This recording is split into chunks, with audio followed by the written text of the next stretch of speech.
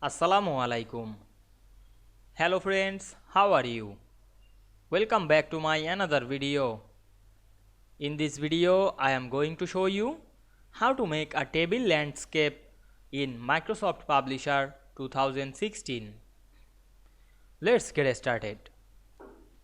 At first, we have to open a Publisher document. Now we want to make a table landscape. Go to the Insert menu. Now we can see the table option. We click the table. Then we select column or rows. Now we select column or rows like landscape. Then click. Now we can see we inserted a table landscape very easily. You can move this table, otherwise you can write anything on the table. Click the table cell and write anything.